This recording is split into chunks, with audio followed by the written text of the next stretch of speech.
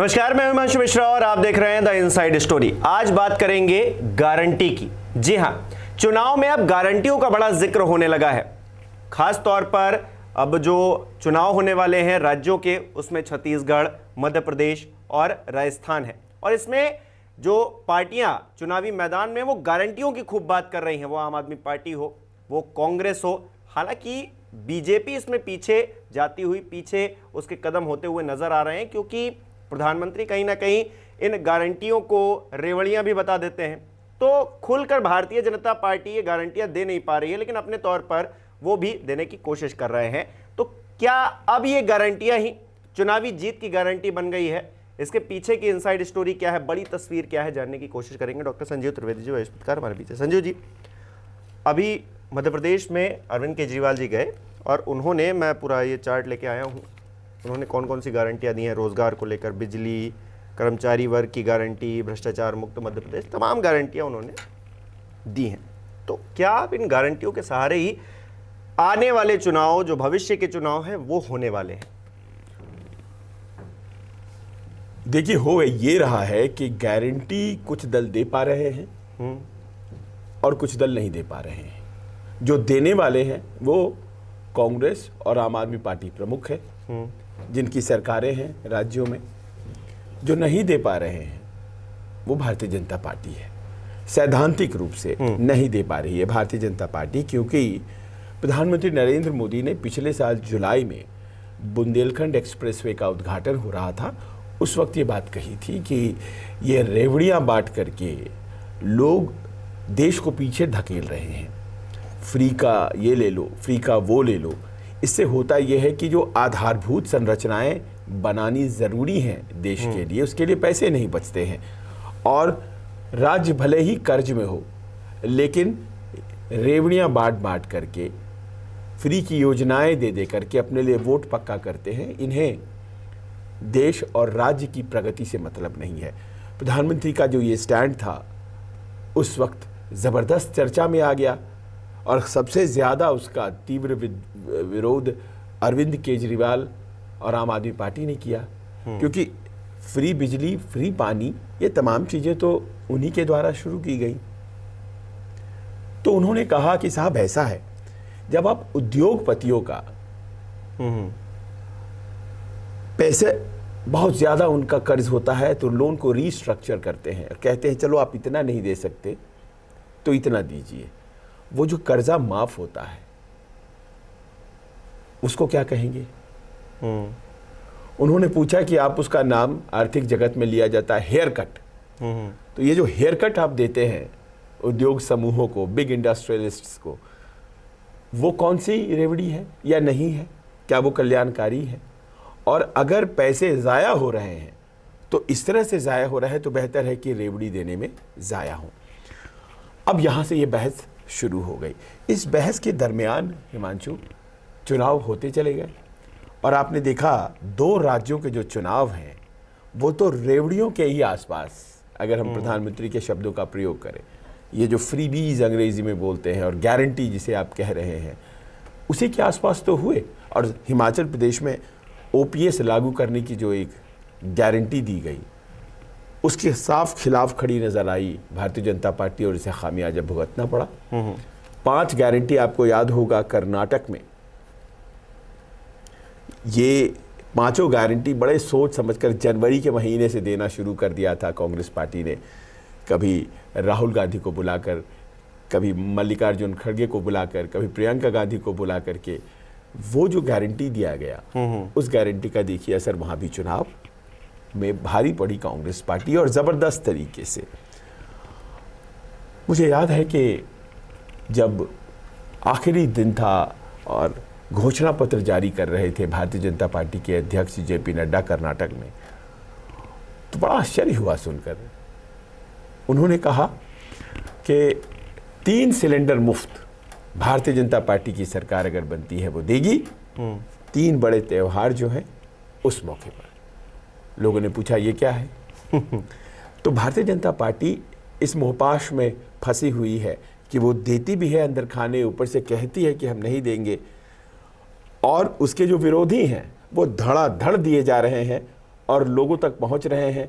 विश्वसनीयता अगर उस गारंटी की है तो लोग मान भी जा रहे हैं। मध्य प्रदेश, छत्तीसगढ़ और राजस्थान में गारंटियों की भरमार है। और इसकी वजह यह है कि देखा गया है आमतौर पे चुनाव में इसका नतीजा, क्योंकि जब राशन हम 5 किलो राशन देंगे, फ्री देंगे, और उसका एक जाति और धर्म से हटकर जो एक सोसाइटी बन गई है जो इन फ्रीबीज का फ़ायदा उठा रही है, तो वो उसे वोट कर रही है जो इन फ्रीबीज को दे रहा है। तो क्या ये राजनीतिक दलों को अब समझ में आ गया है, खासतौर पर कांग्रेस को, क्योंकि अरविंद केजरीवाल की तो राजनीति शुरुआत से ही जो है उन्होंने शुरू ही ऐसा किया कि फ्रीबीज हम देंगे और लोगों तक ये सुविधाएं पहुंचाएंगे। कांग्रेस भी ये बात समझ गई है कि ये एक तरीका हो सकता है वोटर्स को अपनी तरफ लाने का। अब देखिए, और बीजेपी तो समझती है ही है। आप इस बहस में पड़े उसके पहले सैद्धांतिक रूप से ये तय कर लें कि इसे फ्रीबीज कहें, जिसको मुफ्तखोरी अगर हम थोड़े से क्रूड शब्द का इस्तेमाल करें, या फिर ये कल्याणकारी है। अब ये तय कौन करेगा भाई? कौन सा, आपने कहा मुफ्त अनाज, ये कल्याणकारी है? नहीं, बीजेपी इसे कल्याणकारी मानती है। तो विरोधी कहते हैं कि आप ये लगातार कोविड के ज़माने से शुरू करके अभी तक दे रहे हैं और हर चुनाव के पहले एक्सटेंशन दे देते हैं। हाँ। तो इसका अर्थ क्या होता है? अभी भी 31 दिसंबर तक दिया हुआ है, कोविड तो खत्म हो गया। तो ये कल्याणकारी है या फिर ये रेवड़ी है? अब यही तय नहीं हो पा रहा है सिद्धांत में, इसको कौन तय करे? तो मामला अदालत पहुंच गया, supreme court. Bharatiya Janata party के समर्थक हैं, अश्वनी उपाध्याय लॉयर हैं, उन्होंने PIA लिख दाखिल कर दिया और कहा कि भाई रोका जाए, इसको रोकिए। सुप्रीम कोर्ट से उन्होंने गुहार लगाई। अब सुप्रीम कोर्ट के सामने भी जब ये मैटर आया तो वो भी, अब इस कहाँ कानून इस पर तय है कि कैसे, किसको कह दे कि ये कल्याणकारी है, किसको कह दे कि ये मुफ्तखोरी है। तो उन्होंने कहा कि आखिर हमसे जो आप तय कराना चाहते हैं, आप खुद कानून क्यों नहीं बना देते हैं संसद में? राजनीतिक दल आपस में मिलकर के एक कानून बना दे कि कौन सा वादा जो है वो कल्याणकारी है, कौन सा वादा जो है वो जब मुफ्तखोरी है।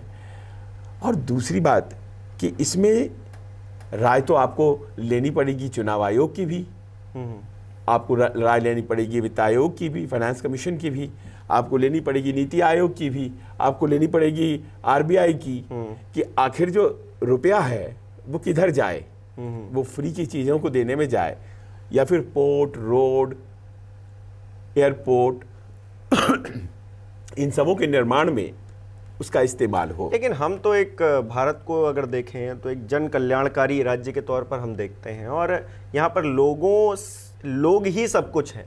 तो लोगों को अगर जो नीडेड, जिन लोगों को ज़रूरत है, उन लोगों को अगर हम दे रहे हैं कुछ, तो उसे हम कैसे रेवड़ी, ये राजनीतिक तौर पर कहते हुए बड़ा अच्छा लगता है। लेकिन किसी से पूछा जाए, जैसे प्रधानमंत्री एक बार जिक्र कर रहे थे कि ये जो कर्ज माफ़ किया जा रहा है ये गलत है, फिर खुद ही कर्ज माफ़ी के लिए जो है चीज़ें आगे बढ़ा रहे थे। तो कोई साफ तौर से ये कह दे और इसका तोड़ निकाल ले, जो ये गारंटी जिसको हम कह रहे हैं, हालांकि पहले इसे कभी संकल्प पत्र में रखा जाता था, कभी श्वेत पत्र जारी किया जाता था, तो तमाम तरह से, लेकिन अब उसका जो नया फॉर्मेशन है वो गारंटी के रूप में आ गया है। अब इस गारंटी का तोड़ मिल नहीं रहा है किसी को भी। जो ये गारंटी देगा और जितनी गारंटी दे पाएगा उसे उतना चुनावी फायदा होगा, ये हर किसी को दिख रहा है और सत्य है, ये नजर आ रहा है। देखिए, गारंटी देने वाला विश्वसनीय होना चाहिए, और वो राज्य जिसमें चुनाव लड़ा जा रहा है उसमें कौन है जो गारंटी दे रहा है, ये बहुत इंपॉर्टेंट होता है। सिर्फ गारंटी से बात नहीं बनेगी, उसको विश्वसनीयता लैंड करने वाला एक चेहरा भी होना चाहिए। जैसे आम आदमी पार्टी पिछली दफ़ा 2018 में, उसकी दिल्ली में तो सरकार थी ही, वो गई छत्तीसगढ़, वो गई मध्य प्रदेश, और जैसे आपने ये कागज़ पढ़ के सुनाया, उस वक्त भी उन्होंने 10 गारंटी दिए, लेकिन उन्हें वोट 1% से भी कम आए। वोट गए कांग्रेस को, क्योंकि कांग्रेस ने इन दोनों जगहों पर सरकार बनाई। तो जनता ये भी देखती है कि गारंटी देने वाला कौन है और उसे पूरा करने की उसमें क्षमता है कि नहीं है।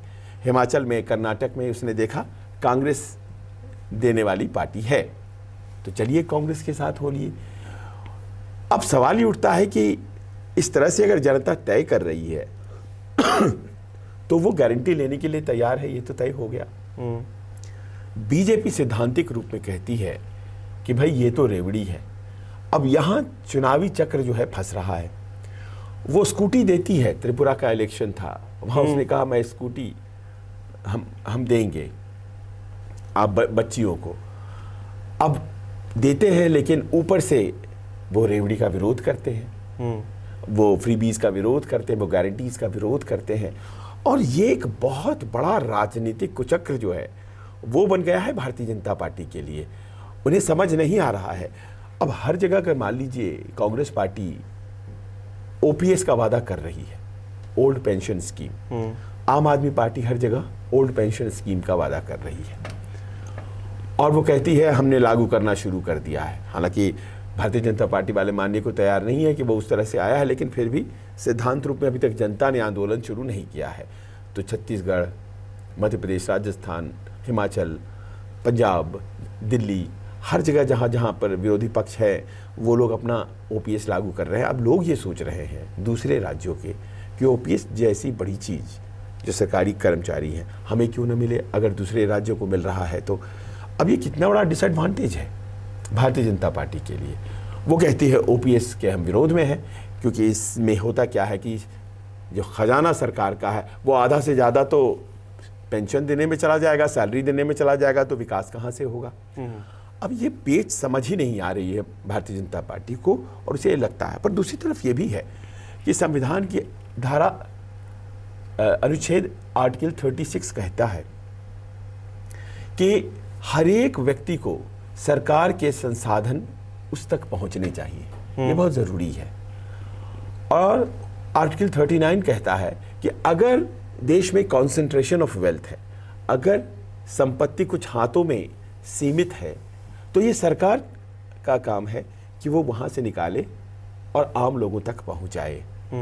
तो अगर मान लीजिए कि आम लोगों तक अनाज पहुंच रहा है, आम लोगों तक उनके बैंकों में सम्मान निधि पहुंच रही है, आम लोगों को साइकिल मिल रहा है, आम लोगों को फ्रीबीज मिल रहा है, बिजली फ्री मिल रही है, पानी फ्री मिल रही है, क्या दिक्कत है। देश का पैसा अगर मात्र 1 या 2% लोगों के हाथ में 60% संसाधन और रुपए पैसे हैं, तो फिर बाकी के 40% या 30% में पूरा देश है, तो बंटवारा तो करना पड़ेगा ना। तो इसमें गलत क्या है अगर फ्रीबीज मिल रही है। ये बेसिक लाइन अरविंद केजरीवाल और कांग्रेस पार्टी ले रही है और ये जनता को अपील कर रही है। ये बात तो सच है कि भले ही हम दुनिया के 5 टॉप इकोनॉमीज में आ गए हैं, बावजूद इसके ये बात भी सच है कि 1 या 2% के हाथ में देश का ज्यादातर पैसा है, तो उसे भी तो उस चंगुल से निकालना पड़ेगा ना।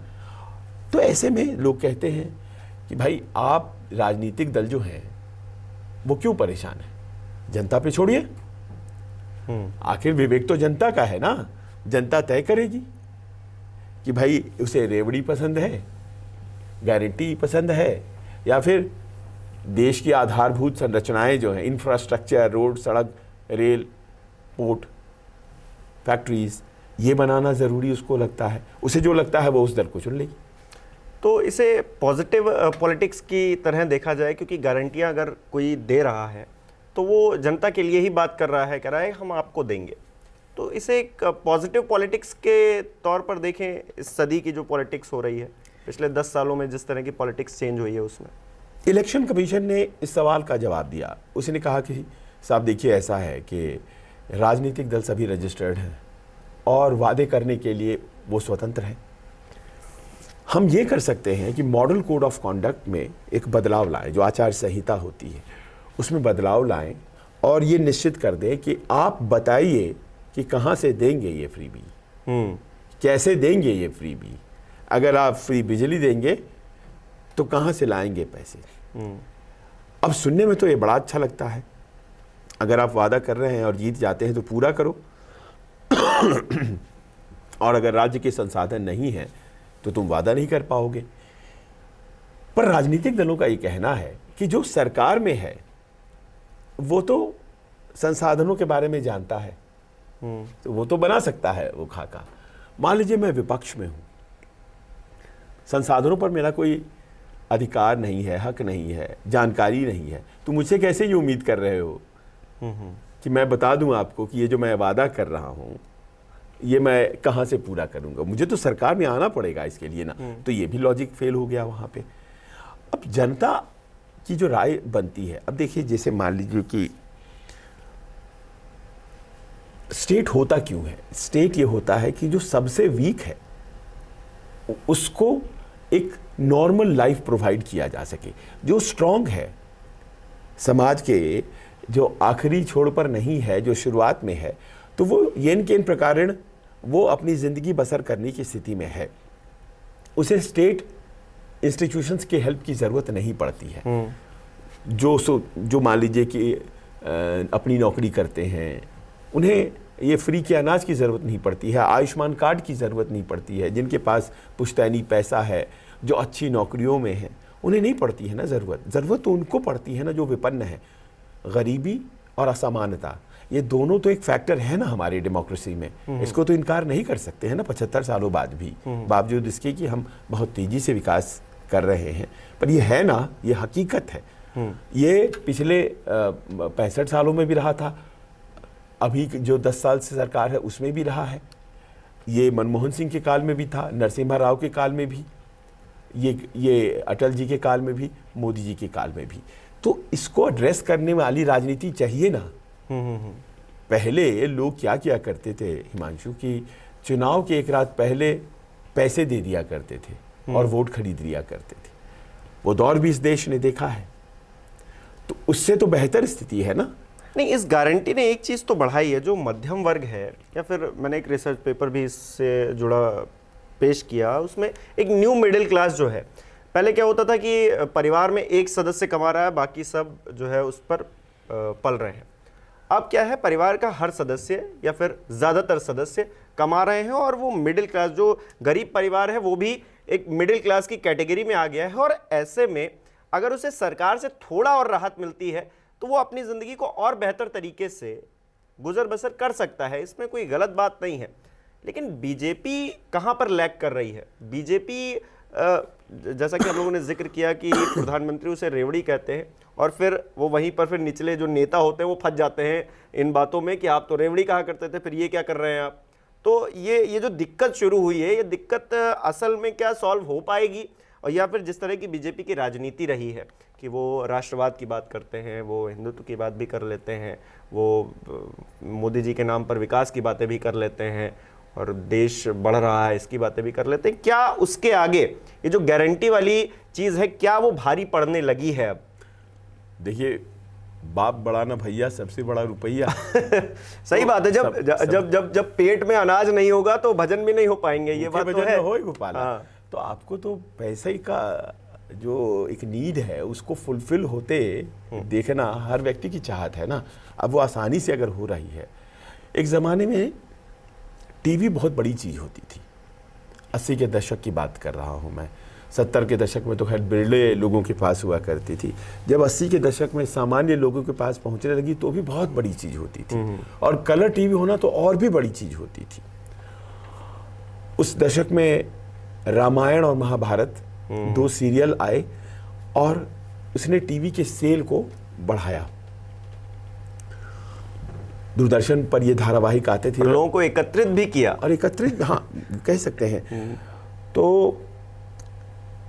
उस दौर में दक्षिण की राजनीति में एक नया चलन शुरू हुआ, उत्तर में नहीं। वहां पर तमिलनाडु में जो पार्टियां थीं उन्होंने कलर टीवी प्रॉमिस कर दिया। अच्छा, वोट दो, परिवार को कलर टीवी लेके जाओ।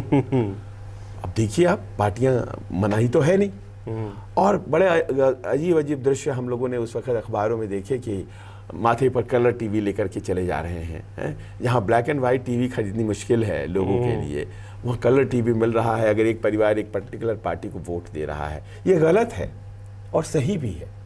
मान लीजिए कि कौन देगा उसे, उस परिवार को जिसके पैर में ढंग का चप्पल नहीं है, उसे टीवी कौन देगा? तो अगर पॉलिटिक्स ये इस तरह से हो रही है देश में, तो केवल वो क्यों फायदा उठाएं? आखिर जेब से तो नेता दंड दे नहीं रहे हैं। अच्छा, तो फिर उसे भी सही कहा जाएगा? फिर लोग सवाल ये पूछते हैं कि आप टीवी दे रहे हैं या फिर कोई और स्कीम दे रहे हैं, फिर आप एक बाटली भी दे रहे हैं, तो उसे फिर हम गलत क्यों कहें? वो भी तो देना तो देना है। देखिए, नैतिकता की एक लाइन तो रहेगी, हाँ। वो तो हमेशा रहेगी।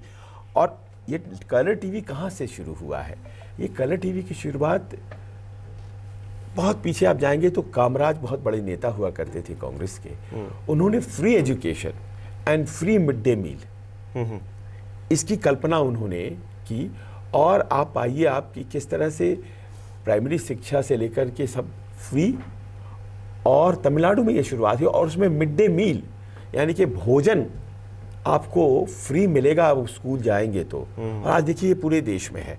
उस वक्त इसे ही रेवड़ी कहा गया होगा, माना गया होगा, बिल्कुल। लेकिन ये आप सोचिए कि प्रिंसिपल में तो ये बहुत अच्छी चीज हुई ना कि बच्चों को स्कूल तक खींच करके लाई।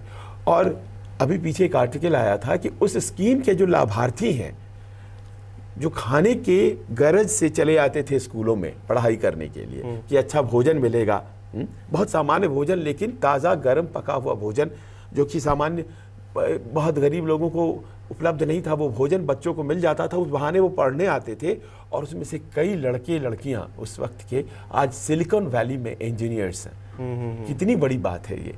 और बच्चों के पोषण के लिए जो काम किया वो तो अलग ही है। तो आप उसको उस वक्त रेवड़ी कह रहे थे, हैं? और आपको लगा होगा कि अरे ये तो वोट लेने का तरीका है। बाद में वो गड़बड़ाता है और चीजें कलर टीवी तक आ जाती है। कुछ लोग बकरियां भी देने लगे। AIADM का मुझे याद है, उसने बकरी प्रॉमिस किया और जीत जाओगे तो बकरी देंगे, जयललिता जी ने कहा। तो वहां से सिलसिला होता हुआ फ्री बिजली फ्री पानी तक आया है। तो ऐसे में एक बैलेंस होना जरूरी है, इस बात को माना जा सकता है। एक बैलेंस, एक संतुलन चाहिए। लेकिन सिर्फ ये कहकर कि रोड पोर्ट सड़कें और इंफ्रास्ट्रक्चर चाहिए इसीलिए ये फ्री की चीजें नहीं देंगे, ये उचित नहीं हो। लेकिन तो संसद में कहती है ना, देखिए चप्पल वाला भी अब हवाई जहाज में उड़ रहा है। आप भी तो कह। और दूसरी बात ये भी है कि जो 10 गारंटी होती है केजरीवाल जी की, उसमें कहीं भी मैं नहीं देखता हूँ हवाई जहाज, एयरपोर्ट, सड़कें, वो चीज़ कमी है। वो भी हम ही लोग यूज़ करते हैं, आम आदमी ही यूज़ करता है उसको। तो आम आदमी पार्टी को केवल फ्री बिजली फ्री पानी के दायरे से बाहर आने की ज़रूरत है, लेकिन साथ साथ यहाँ भी वही। लेकिन उन्होंने नब्ज जरूर पकड़ ली है, चुनावी नब्ज जो है अरविंद केजरीवाल ने पकड़ ली है कि हम पानी देंगे, बिजली देंगे, या फिर और भी चीज़ें वो जो प्रॉमिस करके आए हैं। और कांग्रेस भी उसी राह पर, हालांकि इस बार तो कांग्रेस ने पहले से ही, प्रियंका गांधी जी पहुंची मध्य प्रदेश और उन्होंने वहां पर पहले ही गारंटियों की घोषणा कर दी। इसी तरीके से राजस्थान में भी हो रहा है, छत्तीसगढ़ में भी पार्टियां जो है अब चुनावी जो वादे हैं, जो गारंटियां हैं वो देना शुरू कर चुके हैं। तो ऐसे में इस बार किसकी गारंटी काम आएगी और कहां पर काम आएगी, और जनता क्या उसे स्वीकार करेगी या फिर कोई और मुद्दे होंगे जो हावी होंगे? फिलहाल तो हमें यही लग रहा है कि गारंटी दो और उसके बदले गारंटी आपको जीत की मिल जानी है। आपको क्या लग रहा है हमें कमेंट करके बता सकते हैं। बहुत बहुत शुक्रिया।